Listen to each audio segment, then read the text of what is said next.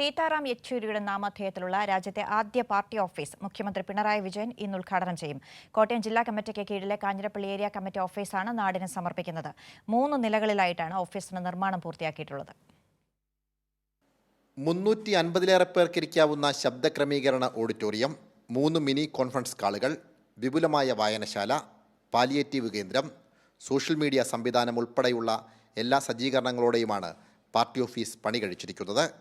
Kanjirappally area കമ്മിറ്റിക്ക് കീഴിലെ 13 local കമ്മിറ്റികളുടെ പരിധിയിലുള്ള 225 ബ്രാഞ്ചുകളിലെ 3550 പാർട്ടി അംഗങ്ങളിൽ നിന്നും അനുഭാവികളിൽ നിന്നും പണം ശേഖരിച്ചായിരുന്നു നിർമ്മാണം.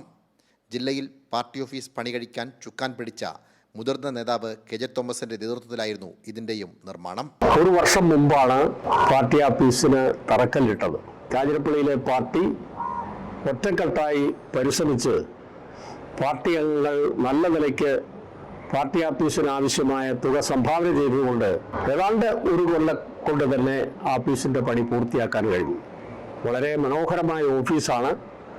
കാഞ്ഞിരപ്പള്ളിയിലെ പാർട്ടിയെ സംബന്ധിച്ചിടത്തോളം ഏറ്റവും അഭിമാനകരമായ ഒരു കാര്യമാണിത്.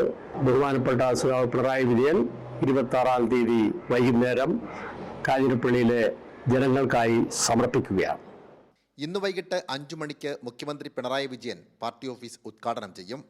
മന്ത്രി വി.എൻ. വാസവൻ, മറ്റു നേതാക്കളായ എ.വി. റസൽ, വൈക്കം വിശ്വൻ, അഡ്വക്കേറ്റ് കെ. അനിൽകുമാർ, കെ. രാജേഷ്, പി. ഷാനവാസ് എന്നിവർ പങ്കെടുക്കും.